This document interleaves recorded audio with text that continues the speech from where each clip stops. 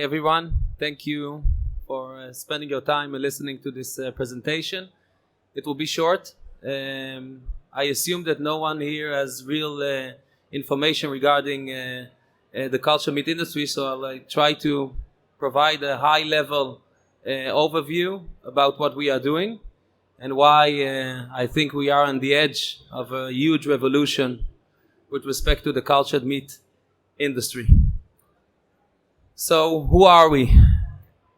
We are an Israeli company, currently traded in the Nasdaq, the only company that develops cultured meat that is traded in the Nasdaq. Our ticker is STKH.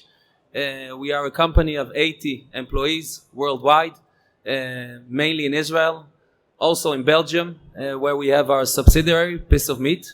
Our company is comprised of engineers and biological team, which work in harmony together. I'm Arik Kaufman, the CEO of the company and one of its co-founders. So what do we actually do? We 3D print meat. I don't know if you saw our printer here. It's a smaller scale printer. In Israel we have a huge printer the size of a car. And what we know to do is to load these printers with real stem cells and to keep the cells alive after we print them. It's magic. The pictures that you see here are real pictures of real meat that was printed without slaughtering animals. You can see the marbling, the texture. The picture below is like a Wagyu steak. Think of a Wagyu steak that contains layers of muscle and fat that were created without animal slaughter and are about to taste exactly the same as the meat that we are used to eat in the restaurant. Who did not see it yet, tomorrow you can go to our booth and decide exactly which steak you want to print, what will be the composition of the steak. Will it be more fatty? Will it be more muscle? And it's printed in Israel. After less than a minute, our industrial scale printer can print already a steak. So how does the magic occur and what is the process? First of all, we collect stem cells. We currently hold a few cell lines that are immortal cell lines. These cell lines grow, we proliferate these cell lines, and afterwards we harvest them, load our printers with these cell lines. Our core IP that has already a granted patent for it is about how we manipulate these cells and we keep them alive. After the steak is printed, as I said, less than a minute, we take the cell into incubation. We feed the cells with components that are serum-free, without any animal ingredients that are involved.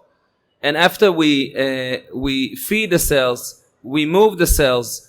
As a cow walks the field and eats, we practice the cells, and after a few weeks we see a steak that is exactly the same as the steak that one is used to eat in the restaurant. So in this whole ecosystem of cultured meat companies, that is an ecosystem that was non-existent a few years ago and is about to explode once leading countries of the world as Singapore will allow to sell these products. So what differentiates us from the rest? First of all, the fact that we are listed. As I said, we are the only company worldwide that is traded in one of the largest stock exchanges in the world, Nasdaq, that enables anyone to join this revolution of a cultured meat company. All the rest of the companies are private companies that are not open for the public to participate in their activity. And I think that that's one of our key differentiators. As I said, we are traded in the Nasdaq, ticker STKH. Second thing that distinguishes us from the rest of the crowd are the printers. So here you can see a real image, not of the printer that is here. This one is already an industrial scale printer. think about a small butcher house. This is a butcher house. It's a hardware that was developed fully by our team. The software that is linked to this hardware was also developed fully by our team, and it has a capability of printing tons per week of steaks, regardless of the place it's placed, regardless of the temperature, regardless of geographical circumstances. You can put these printers in a 200-story building high area, or you can put this building in a desert. Wherever you want to put these printers, you can put them. Second of all, we have a diversified product line. We are producing various species: chicken, bovine, fish, and porcine. All the pictures that you will see in this presentation are real images of products that we are developing. This whole evolving alternative landscape of meat products, we try to address all the stages. So stage number one are the plant-based products that we are all familiar with, products that are based on plant ingredients. First products to enter the market are products that are hybrid products, meaning products that contain a certain percentage of fat, of cultured fat, and the rest, the remainder, is plant-based. Third stage, one of the most exciting stages that you see here, is a stage that already will introduce products that contain 100 or almost 100% of cultured meat. And here you can see a real image of our omakase product that was disclosed a few months ago, that you can see perfect layering and perfect marbling of muscle layers and fat layers combined in harmony together. Last stage, most exciting one, will be the steak, a real steak. Something that distinguishes us, in addition, is that everything that we have developed is only solely owned by us. So we don't have any joint IP, any spin-offs from TTOs. Everything was fully developed by Steakholder Foods. We currently hold 16 patent applications worldwide, and we've received our first granted patent a few months ago. And our IP protects everything from the moment that we take the cells, proliferate them, print them, everything that has to do with the hardware that is linked to the printer, the software, and the maturation of the steaks. Everything is patent protected. Another thing that distinguishes us from the crowd is the stage. So we've reached the stage, as you see, of tasting our products.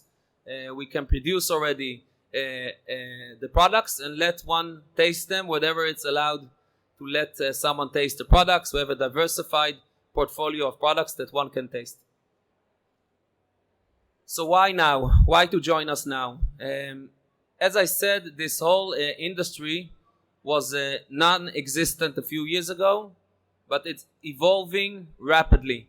The demand for meat worldwide is growing. We see mid-class sectors that were non-existent in countries like India, China, that are growing, and they want to be exposed. They want to eat real meat.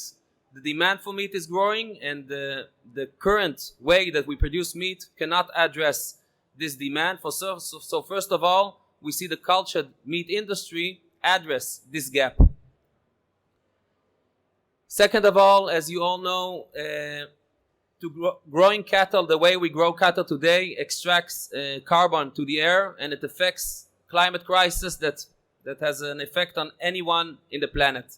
So the way that we produce meat today in a cultured way, it is much more cleaner, much more sustainable. We use less land. We don't extract emissions to the air, and we use much less water. So we let the cattle that eats all our food, we take it aside and we leave the food for the people. The way the cultured meat industry will produce its meat will have huge social impacts and business impacts. For example, it will allow population that are not exposed to this industry of growing meats will allow them to be exposed to potential of growing meats. And this addresses also main UN goals with respect to that. The most exciting thing, I think, is that this whole cultured meat industry has reached a very advanced stage with respect to regulatory approval. As you know, I'm speaking here in Singapore today. It's the only country that allows to sell certain cultured meats, but everyone foresees additional leading countries to join this revolution, and we believe that once this revolution will happen, there's no turning back. It will be the first time that mankind will eat meat that was produced without slaughtering animals. Will have a huge effect on the world. At the end, we do what we do because we care. We develop currently a diversified product line.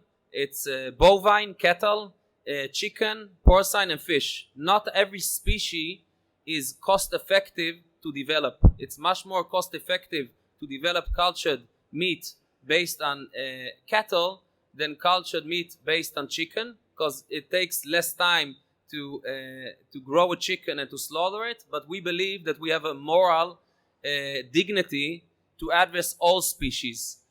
So at the end, we won't produce only one species and we will continue to slaughter the rest. We will develop a cultured way, a holistic way to protect them all, because we care. So as I said, thank you for listening to me. We welcome all to join our revolution. Our ticker is STKH, as I said. Thank you for your time.